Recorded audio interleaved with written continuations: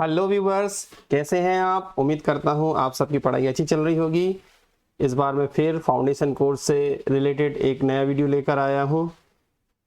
इस वीडियो में मैं 2022 का जो प्रश्न पत्र है, जो कि बीएससी और बीएससी होम साइंस के विद्यार्थियों के लिए 28 जून 2022 को प्रसारित हुआ था, उनको प्राप्त हुआ था, उसका सलूशन लेकर आया हूं। इस वीडियो से वो विद्यार्थी भी मदद पा सकते हैं जिनका भी पेपर होना बाकी है, क्योंकि चाहे जीवाजी विश्वविद्यालय हो, चाहे रानी दुर्गावती विश्वविद्यालय हो, मध्य प्रदेश के किसी भी विश्वविद्यालय, चाहे वो प्राइवेट हो या गवर्नमेंट हो, सभी में एक समान पाठ्यक्रम लागू हो गया है, जो कि राष्ट्रीय शिक्षा नीति के अंतर्गत एक जैसा पाठ्यक्रम है। और जैसा कि मैं पहले वीडियो में मैं आपको बता चुका हूं कि 2 पार्ट में आपका फाउंडेशन के 4 पेपर हैं, एक हिंदी इंग्लिश और दूसरा आपका पर्यावरण अध्ययन और योग एवं मेडिटेशन है, योग एवं ध्यान जैसे बोलते हैं। तो हिंदी इंग्लिश के लिए 50-50 प्रश्न ऑब्जेक्टिव टाइप में आएंगे। इसी प्रकार पर्यावरण अध्ययन और योग एवं ध्यान के लिए भी 50-50 वस्तुनिष्ठ प्रश्न आएंगे। इस वीडियो में मैं जो आपके फाउंडेशन का सेकंड पेपर है उसका पार्ट बी है, योग एवं मेडिटेशन, उससे संबंधित जो 50 प्रश्न आए हैं उनके उत्तर लेकर आया हूं। इसमें प्रश्न पत्र भी बताऊंगा मैं। तो इससे आप आगे आने वाले जो आपके आगे आने वाले जो एग्जाम्स हैं, जिनका हो गया है वो इसमें मिलान कर सकते हैं, और जिनका पेपर अभी होना बाकी है वो इसको देखकर उसका लाभ उठा सकते हैं, क्योंकि क्वेश्चन जो है सीधे रूप में भी कभी कभी रिपीट हो जाते हैं, कभी कभी ऐसा भी होता है उसी क्वेश्चन को दूसरी तरीके से पूछ लिया जाता है। तो वीडियो में बने रहिए और साथ ही वीडियो को या चैनल को सब्सक्राइब कर लीजिए। और इसमें क्या है कि आप प्लेलिस्ट में जाके और भी जो मैंने सैंपल पेपर डाले हैं या रियल पेपर डाले हैं उनका भी आप वीडियो देख सकते हैं। तो चलिए अब शुरू करते हैं। आपका पहला क्वेश्चन जो है वो है, योग का अर्थ क्या है। The meaning of yoga is knowledge, science, चित्तवृत्ति निरोधा या नन ऑफ दीज, यानी योग, ज्ञान, विज्ञान, चित्तवृत्ति निरोध या इनमें से कोई नहीं। तो देखिए मेरे जो अब सैंपल वीडियो बनाया था उसमें आपको तीसरा या चौथा क्वेश्चन था कि चित्तवृत्ति का निरोध करना ही योग है ना, पतंजलि ने अपने योग सूत्र में लिखा है। तो इसका आंसर क्या होगा, पहले का आंसर सी सही होगा, चित्तवृत्ति निरोध। दूसरा प्रश्न देखते हैं, योग का अंतिम लक्ष्य क्या है।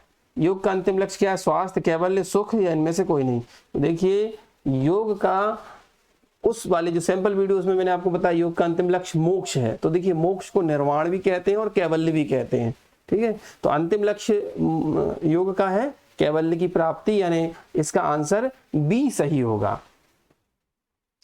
अगला प्रश्न है, प्राणायाम का अर्थ क्या है। The meaning of pranayama is प्रार्थना करना, नियम, श्वास संचालन, इनमें से कोई नहीं। तो इसमें क्या है, जो ऑप्शन सी प्राणायाम में क्या होता है, सांस लेना छोड़ना, यानी पूरक, कुंभक और रेचक इन क्रियाओं को किस प्रकार से संचालित करना है वो प्राणायाम कहलाता है। तो option C regulation of the breath, ये सही आंसर होगा तीसरे का।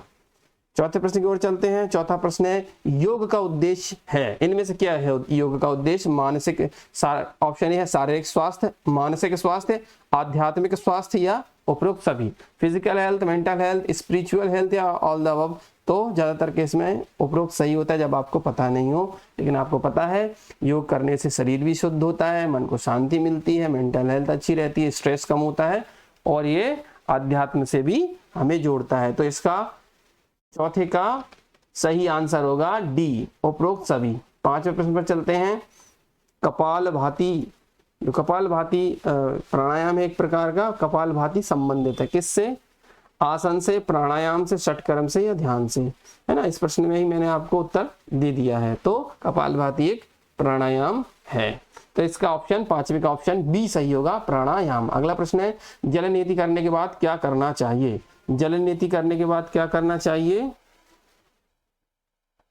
तो जल नीति करने के बाद कुंजल क्रिया करना चाहिए, ठीक है। तो ऑप्शन इसका ए सही होना चाहिए।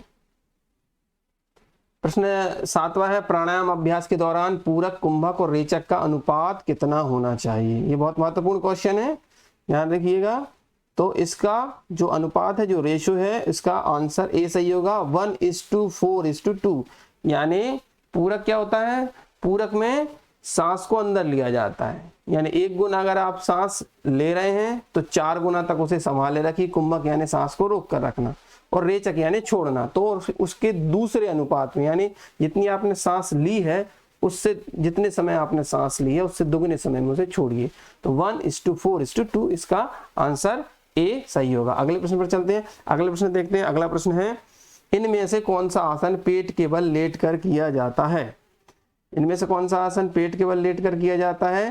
तो इसमें से शवासन तो एकदम पीठ के बल लेटा जाता है ना, तो इसका ऑप्शन बी सही होगा। 8 का आंसर है बी, मकरासन पेट के बल लेटकर किया जाता है। अगला प्रश्न देखते हैं, प्रश्न नंबर 9। नौली क्रिया से पूर्व कौन सी क्रिया करनी चाहिए? विच क्रिया शुड बी परफॉर्म्ड बिफोर नौली क्रिया? नौली क्रिया एक प्रकार की शुद्धि क्रिया है, तो इसका नौली क्रिया के बाद हमें क्या करना चाहिए? इसका ऑप्शन बी सही है, कपालभाति, कपालभाति करना चाहिए। अगला प्रश्न, प्रश्न नंबर 10 देखते हैं, इनमें से कौन सा, निम्न में से कौन सा आसन पीठ के बल लेटकर किया जाता है? पिछली बार पूछा गया था 8वें नंबर में कि कौन सा आसन पेट के बल किया जाता है, इसमें पूछ लिया पीठ के बल कौन सा आसन किया जाता है, तो इसका आंसर है 10th का ए सही है, ऑप्शन ए, पवन मुक्तासन किया जाता है। नेक्स्ट क्वेश्चन पर चलते, देखिए क्या है कि योग विषय है, अभी नया नया जुड़ा है, ज्यादातर विद्यार्थियों को इसलिए समस्या हो रही है इसमें क्योंकि इसकी जो टर्मिनोलॉजी है पारिभाषिक शब्दावली से ज्यादातर परिचित नहीं है। हालांकि प्राणायाम, सूर्य नमस्कार, इन सब चीजों से तो ज्यादातर विद्यार्थी परिचित है, लेकिन उसके थोड़े से और गहराई में जाने के लिए शब्दावली नहीं है, इसलिए थोड़ा सा कठिन लग सकता है विद्यार्थियों को शुरू में, पर जैसे जैसे आप इसका अध्ययन करेंगे तो आपको इसके बारे में और पता चलते जाएगा। इसलिए आप अभी अगर आपने थोड़ा कम अध्ययन किया है तो वीडियो देख लीजिए, इसमें बहुत सारे आपकी डाउट्स भी क्लियर हो जाएंगे और क्वेश्चंस रिपीट्स भी हो रहे हैं। तो 11वां क्वेश्चन है, विपरीत करवी मुद्रा के अभ्यास के दौरान विपरीत स्थिति किन दो के बीच बनती है? तो इसका 11वें का ऑप्शन बी सही है, सूर्य और चंद्र। सूर्य कहा गया है कि जो हमारा सिर है उसके पास सूर्य है और ये जो कमर का हिस्सा है वहां पर चंद्र है, तो ये सामान्य व्यक्ति और जो हठ योग के अंतर्गत आता है, तो इसका ऑप्शन बी सही है 11वें का। क्वेश्चन नंबर 12, धौती क्रिया का प्रमुख उद्देश्य क्या है? तो धौती क्रिया क्या होती है? एक प्रकार की शुद्धि क्रिया है जिसमें जो धोती कपड़ा होता है उसको मुंह के अंदर निगलते हैं, तो इसके द्वारा इसका आंसर क्या है? ए सही होना चाहिए, सॉरी बी सही होना चाहिए, आहार नली को शुद्ध करना है, जो आप जिसे खाते हैं इस नली को शुद्ध किया जाता है धौती क्रिया के द्वारा। 13वां प्रश्न देखते हैं, इनमें से किस आसन में प्राणायाम करना चाहिए? किस आसन में प्राणायाम करना चाहिए? पद्मासन में, सिद्धासन में या स्वास्तिकासन में? तो इन सभी स्थितियों में आप प्राणायाम कर सकते हैं। क्वेश्चन नंबर 14 देखते हैं, the patient of cervical spondylitis should not perform which type of आसन? यानी सर्वाइकल स्पॉन्डिलाइटिस जिन रोगियों को होता है उनको कौन सा आसन करने से मना किया जाता है? तो पीछे की ओर झुकने वाले आसन या आगे की ओर झुकने वाले आसन? देखिए आगे की ओर झुको या पीछे की ओर झुको, है ना, तो ये जो आपकी गर्दन और उसका हिस्सा तो मुड़ेगा, इसलिए इसका आंसर जो है सी सही होना चाहिए, ए और बी दोनों, है ना, दोनों को नहीं करना चाहिए, दोनों प्रकार के आसन नहीं करना चाहिए उनको। प्रश्न नंबर 15 है, दमा के निदान के लिए कौन सी क्रिया उपयोगी है ना? विच क्रिया is useful in curing asthma? है ना, अस्थमा या दमा को किस क्रिया द्वारा हम उसे क्या कर सकते हैं? कम कर सकते हैं या मिटा सकते हैं धीरे धीरे अभ्यास के द्वारा? धौती क्रिया, वमन क्रिया, दंड धौती, है ना, तो इनमें आंसर आया होना चाहिए डी सभी। 16वां प्रश्न देखते हैं, मधुमेह रोगियों के लिए कौन सा आसन उत्तम है? तो जो डायबिटीज के मरीज हैं उनके लिए कौन सा आसन उत्तम माना गया है? तो इन जो विकल्प दिए हैं, भुजंगासन, पर्वतासन, चक्रासन और मंडूकासन, तो इसमें मंडूकासन सही विकल्प है। 16वें का डी सही है, मंडूकासन डायबिटीज या मधुमेह यानी शुगर के रोगियों के लिए लाभकारी है। अगला 17वां प्रश्न देखते हैं, अग्निसार क्रिया की जा सकती है? तो अग्निसार क्रिया कैसे की जा सकती है? बैठकर, लेटकर, खड़े होकर या ए और बी? तो इसका आंसर होना चाहिए, इसमें जो विकल्प दिया है उसके अनुसार ए और बी होना चाहिए, यानी आप बैठकर भी कर सकते हैं और खड़े होकर भी अग्निसार क्रिया कर सकते हैं। अब हम देखते हैं 18वां नंबर प्रश्न जो है, धौतिक क्रिया के अभ्यास का उचित समय कौन सा होता है? Which is the best time to perform dhautik kriya? धौतिक क्रिया के विषय में थोड़ा सा आपको पहले बता दिया गया है। ये आपके ऑप्शन हैं, ऑप्शन ए प्रातःकाल, ऑप्शन बी दोपहर, ऑप्शन सी शाम और ऑप्शन डी इनमें से कोई नहीं। तो जो धौतिक क्रिया है ना, क्योंकि उसमें आहार या आपके जो आहार नाल को साफ किया जाता है ना, इंटेस्टाइन भी साफ की जाती है, अलग अलग क्रियाएं होती हैं इसलिए तो इसको सबसे अच्छा समय सुबह का माना गया है, मॉर्निंग के समय ये क्रिया करना चाहिए। क्वेश्चन नंबर 19, शुद्धि क्रिया के दौरान नमक युक्त पानी का इस्तेमाल किया जाता है, क्यों किया जाता है? तो क्योंकि नमक युक्त पानी गंदगी को बाहर निकाल देता है ना। ऐसा होता है कि जो नमक है उससे गंदगी बाहर निकल जाती है, इसलिए नमक युक्त पानी में शुद्धि क्रिया में जो नमक डाला जाता है। ठीक है, salt water carry out waste from body easily. इसका आंसर 19 का बी सही होना चाहिए। क्वेश्चन नंबर 20 जो है 20, हाउ मेनी आसन इन सूर्य नमस्कार? सूर्य नमस्कार में कितने आसन होते हैं? ये आपके ऑप्शन है 10, 12, 11, 6। तो सूर्य नमस्कार का ऑप्शन क्या होना चाहिए? ऑप्शन बी सही होना चाहिए, 12 स्थितियां या आसन होते हैं। अगले प्रश्न की ओर चलते हैं। अगला प्रश्न है 21वां प्रश्न है, थायराइड रोग के उपचार में कौन सा आसन लाभदायक होता है? तो थायराइड के जो रोगी होते हैं उनके लिए वैसे तो सिंहासन जो आसन होता है वो ज्यादा लाभदायक होता है, पर इसमें चूंकि जो विकल्प दिए हैं उसमें वज्रासन माना जाएगा, है ना। तो 21 का बी सही होना चाहिए, वज्रासन।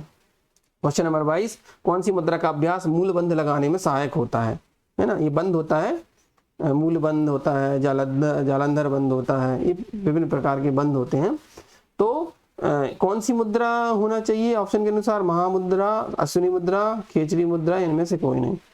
तो जो जब आप मूल बंध का अभ्यास करें तो इसमें अगर आप अश्विनी मुद्रा में रहते हैं तो अश्विनी मुद्रा आपको मूल बंध लगाने में सहायक होती है। क्वेश्चन नंबर 23 है, जालंधर बंध के अभ्यास से कौन सा चक्र जागृत होता है? देखिए जो जालंधर बंध है उससे कौन सा चक्र होता है? इसका थोड़ा सा कंफ्यूजन है, लेकिन फिर भी मूलाधार जो है चक्र जो है बीच में होता है ना, यानी आपके जो कमर का हिस्सा होता है, कमर के पीछे मूलाधार चक्र माने गए, छह चक्र माने गए, सबसे ऊपर सहस्त्रार्ध होता है। तो इसका ऑप्शन ए या डी होना चाहिए, है ना। आप क्वेश्चन नंबर 24 देखते हैं। क्वेश्चन नंबर 24वां है, पश्चिमोत्तासन किया जाता है। पश्चिमोत्तासन इज डन, कैसे किया जाता है? बैठकर, खड़े होकर, पेट के बल लेटकर या पीठ के बल लेटकर। तो इसका सही आंसर है ए, 24 का ए, बैठकर पश्चिमोत्तासन किया जाता है। 25वां प्रश्न देखते हैं, ताड़ासन किया जाता है। ताड़ासन कैसे किया जाता है? ताड़ यानी होता है पेड़, उसके समान। तो ताड़ासन कैसे किया जाता है? खड़े होकर किया जाता है। ठीक है, 25 का सी सही है। 26 का देखते हैं, किस आसन के अभ्यास से एकाग्रता बढ़ती है? अगर आपको विच आसन इंक्रीज द कंसंट्रेशन में अगर आपको वृद्धि करना है तो क्या करना चाहिए? आपको वृक्षासन करना चाहिए। 27वां प्रश्न है, आसनों का राजा किस आसन को कहा गया है? Which asana is known as the king of the asana. तो इन विकल्पों में से 27 का सही विकल्प है वो है बी, शीर्षासन को आसनों का राजा कहा गया है। 28वां प्रश्न है, सूर्य नमस्कार की तीसरी स्थिति कौन सी है? तो सूर्य नमस्कार की तीसरी स्थिति जो आसन बनता है तीसरी स्थिति में वो है पाद हस्तासन। ऑप्शन ए सही होगा। अगला प्रश्न देखते हैं, सूर्य नमस्कार का दूसरा मंत्र कौन सा है? देखिए सूर्य नमस्कार का दूसरा मंत्र, पहला मंत्र सूर्य नमस्कार का है ओम मित्राय नमः, दूसरा मंत्र है ओम रवे नमः और तीसरा है ओम सूर्याय नमः, है ना। तो इसका 29 का सही विकल्प होगा, क्योंकि दूसरा मंत्र पूछा गया है, तो 29 का सी ऑप्शन सही होगा, ओम रवे नमः।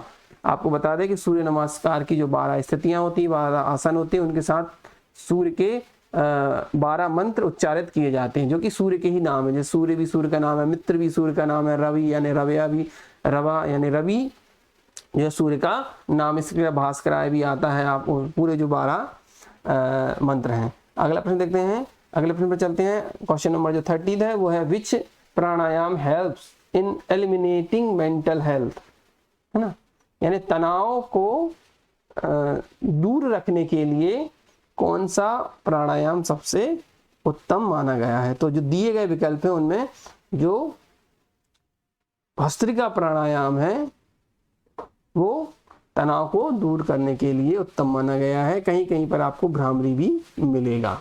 तो इसमें ऑप्शन जो विकल्प या जो आंसर विश्वविद्यालय माने, है ना, तो वो हो सकता है। तो मेरे विचार से इसका ऑप्शन बी सही होना चाहिए। चलिए अब 31 देखते हैं। 31वां प्रश्न, विद्यार्थियों के लिए कौन सी मुद्रा सर्वश्रेष्ठ है? आप लोगों के लिए सबसे अच्छी मुद्रा कौन सी है? जो मुद्रा है ऑप्शन ज्ञान मुद्रा, प्राण मुद्रा, सूर्य मुद्रा, पृथ्वी मुद्रा। तो ऑप्शन ए सही है, ज्ञान मुद्रा विद्यार्थियों के लिए सबसे सही है ना।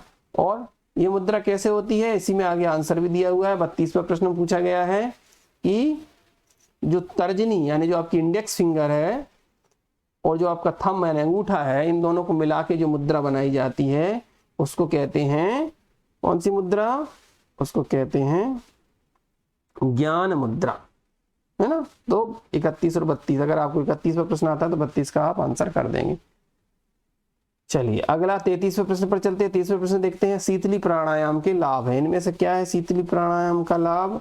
तो ये मुख्य लाभ तो शीतली प्राणायाम का ये है कि वो पित्त को मिटाता है ना। अब चूंकि ऑप्शन सभी दिया है क्योंकि किसी न किसी प्राणायाम और आसन के थोड़े थोड़े एक साइड लाभ भी होते हैं, कुछ सप्लीमेंट्री कहना चाहिए लाभ भी होती है। अनिद्रा दूर होती है इससे, है ना, प्यास मिटाता है। तो इसका मुख्य जो तो ये है ना, पित्त को मिटाता है। अगर सभी है तो आप सभी भी लगा सकते हैं। प्रश्न नंबर 34 पर चलते हैं। 34 का जो क्वेश्चन है वो है, बंध एवं मुद्राएं हमें ले जाती, यानी जो बंध लगाए जाते हैं, चाहे वो आपका जालंधर बंध हो, चाहे आपका मूल बंध हो, है ना, विभिन्न बंध होते हैं। और जो मुद्राएं हैं, ज्ञान मुद्रा, वायु मुद्रा, अपान मुद्रा, प्राण मुद्रा, ये सभी जो मुद्राएं हैं वो क्या करती हैं? ये जो बाहरी भौतिक जगत के जो हमारे सेंस ऑर्गन्स हैं उनको क्या करती है? उनको बंद करती, ताकि हम बाहरी जगत से दूर हो जाए।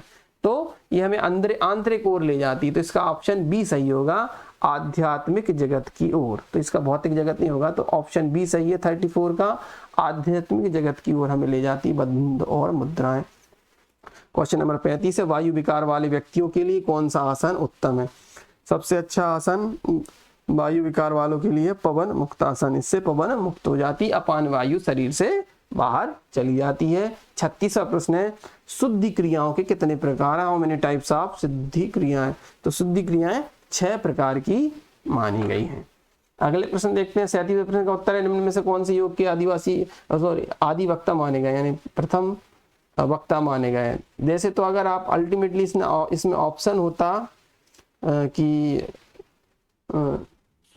शिव होता, आदि शिव है, जैसे मैंने आपको वीडियो में भी बताया था कि आदि जो प्रणेता है वो तो भगवान शिव माने गए।